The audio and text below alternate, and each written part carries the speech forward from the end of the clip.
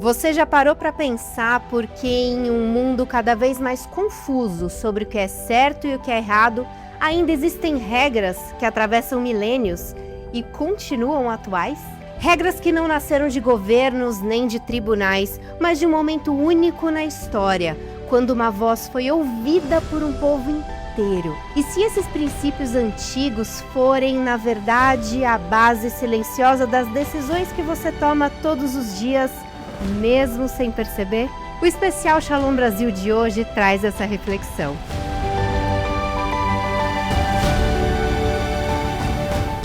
Shavuot marca um dos eventos mais extraordinários da história, a revelação divina no Monte Sinai, quando Deus se manifestou publicamente para todo o povo judeu e proclamou os 10 mandamentos.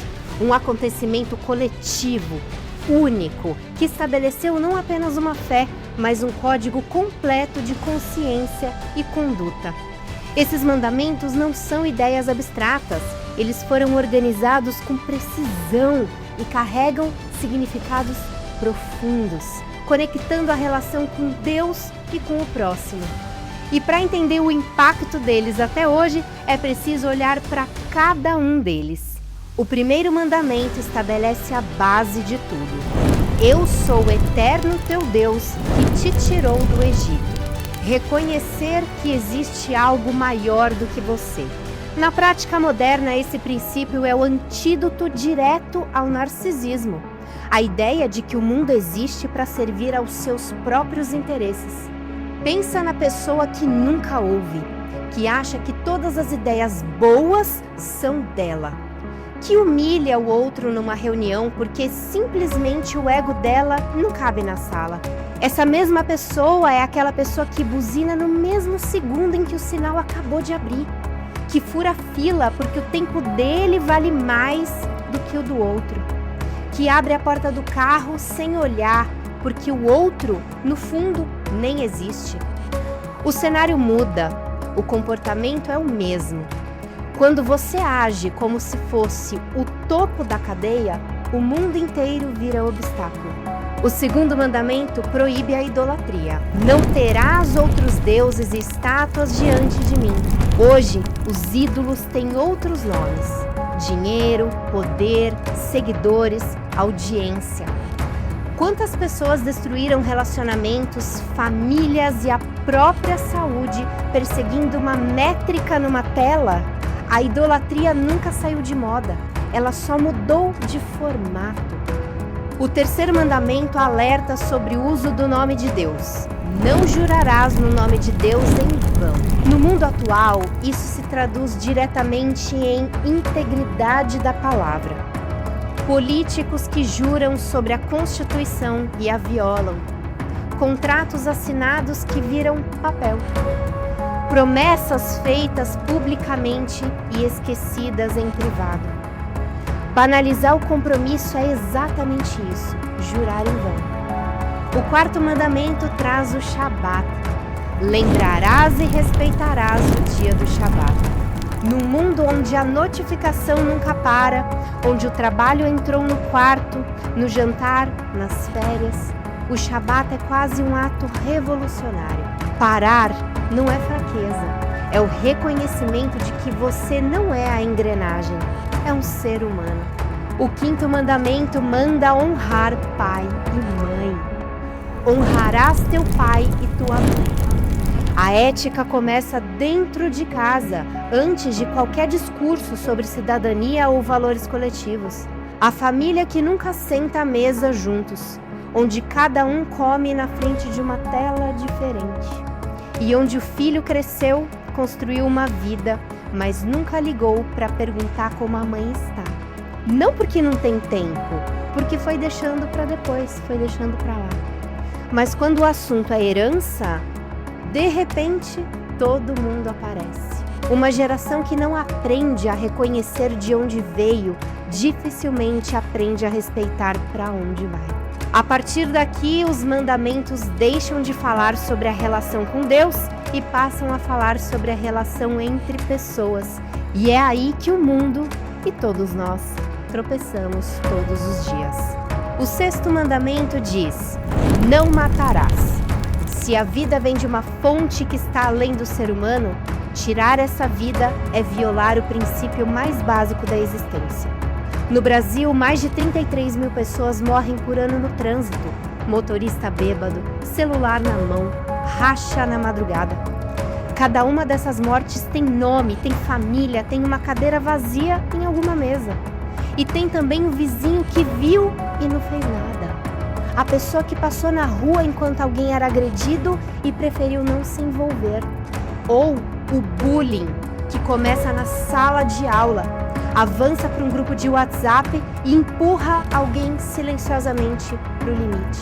Cada vez que uma vida é descartada como se não tivesse valor, esse mandamento está sendo quebrado. O 7º mandamento diz: não cometerás adultério. A quebra de um compromisso íntimo não é apenas uma questão pessoal. É uma ruptura de confiança que contamina filhos, famílias, amizades. E ela raramente começa num motel. Começa no celular virado para baixo na mesa, na segunda conta no Instagram, na curtida no perfil de alguém que você não deveria estar seguindo e observando, no comentário inocente que vira mensagem privada e que vira conversa. E tem sempre o amigo que sabia e ficou quieto, a amiga que viu e preferiu não se envolver. A traição que não é só do casal, mas de toda uma rede de pessoas que escolheram o silêncio conivente. A infidelidade é comparada na tradição judaica à própria infidelidade espiritual, porque os dois envolvem a mesma coisa: trair quem confiou em você. O 8º mandamento diz: não roubarás. Não apenas o roubo material. O roubo moderno tem 1000 disfarces, mas a mesma essência. Negar a justiça que o outro merece. Um funcionário que chega atrasado, sai mais cedo e assina o ponto como se tivesse cumprido o horário. Roubo de tempo disfarçado de rotina. É o colega que pega a ideia que você apresentou na reunião e leva para o diretor como se fosse dele e ainda recebe o crédito. Roubo sem uma mão sequer tocar no bolso. O 9º mandamento diz: não darás falso testemunho. Desinformação, fake news, testemunhos manipulados.